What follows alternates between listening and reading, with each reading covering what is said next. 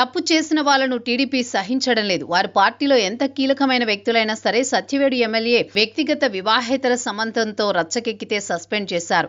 ఆయనకు clean chit వచ్చిన TDP ఆయనను మళ్లీ పార్టీలో యాక్టివ్ చేయలేదు. ఇప్పటికే చాలా మంది అదే తరహా ట్రీట్మెంట్ ఇచ్చింది. ఇప్పుడు పుట్టా మహేష్ కు అదే ట్రీట్మెంట్ ఇచ్చారు. షోకాజ్ నోటీసు జారీ చేశారు. ఆయనకిక టీడీపీలో రాజకీయ భవిష్యత్తు దాదాపుగా ఉండదు.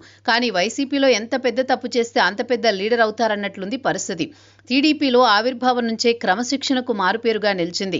పార్టీ ప్రతిష్టకు భంగం కలిగించే వారెంతటి వారైనా సరే వారిపై కఠిన చర్యలు తీసుకోవడంలో చంద్రబాబు వెనుకాడరనేది రాజకీయ వర్గాల్లో ఉన్న అభిప్రాయం.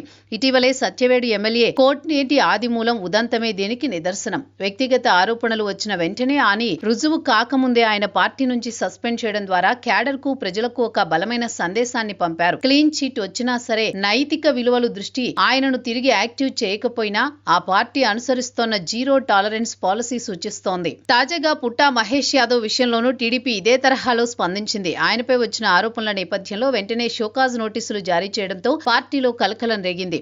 ఎంతటి సీనియర్ నేతలు వారసులైనా పార్టీ లైన్ దాటినా వాళ్లేదా వివాదాల్లో చిక్కుకున్నా ఉపేక్షించేది లేదని ఈ చర్య ద్వారా స్పష్టమైంది. దీనివల్ల నాయకుల్లో భయం, బాధ్యత పెరుగుతాయని విశ్లేషకులు భావిస్తున్నారు. తప్పు చేసిన వారికి పార్టీలో భవిష్యత్తు ఉండదనే సంకేతం ఇవ్వడం వల్ల పార్టీ క్లీన్ ఇమేజ్ను కాపాడుకోగలుగుతోంది. దీనికి పూర్తి భిన్నమైన పరిస్థితి వైఎస్ఆర్ కాంగ్రెస్ పార్టీలో కనిపిస్తుందనే విమర్శలున్నాయి. వైసీపీ నాయకులు ఎన్ని వివాదాల్లో చిక్కుకున్నా, ఎంతటి తీవ్రమైన ఆరోపణలు ఎదుర్కొన్నా పార్టీ నాయకత్వం వారికి అండగా నిలుస్తుంది.